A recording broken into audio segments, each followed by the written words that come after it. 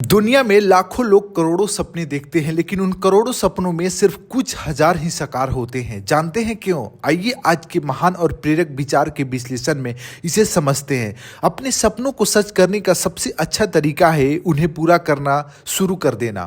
कहते हैं यह वाल्ट डिज्नी।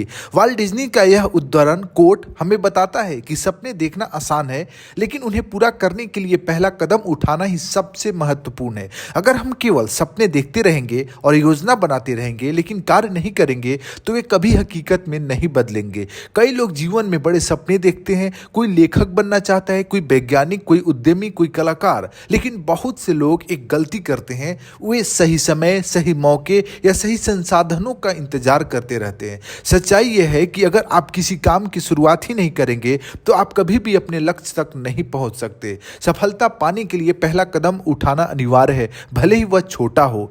एक चीनी कहावत है कि 1000 मील की यात्रा भी एक छोटे कदम से शुरू होती है।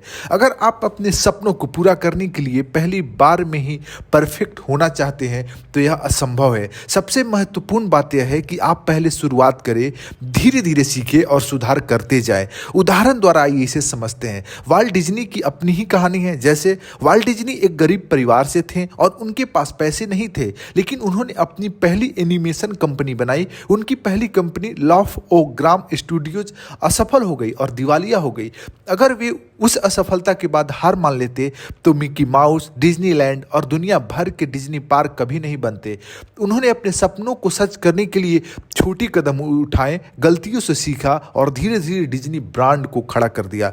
यदि उनकी तुलना करें तो देखिए, जो लोग बस सोचते रहते हैं वे हमेशा यह कहते रहेंगे कि एक दिन मैं यह करूंगा, लेकिन कभी शुरुआत नहीं करेंगे।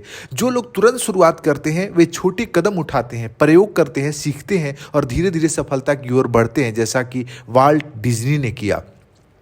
जेके रोलिंग और हैरी पॉटर का उदाहरण से समझ सकते हैं इसे। जैसे जेके रोलिंग के पास कोई बड़ा अवसर नहीं था, वे बेरोजगार थी और आर्थिक रूप से संघर्ष कर रही थी, लेकिन उन्होंने बस लिखना शुरू किया और हैरी पॉटर की पहली पांडुलिपि तैयार की। शुरुआत में 12 प्रकाशकों ने उनकी किताब को खारिज कर दिया, लेकिन उन्होंने हार नहीं मानी। आज हैरी पॉटर दुनिया की सबसे प्रसिद्ध किताबों में से एक है।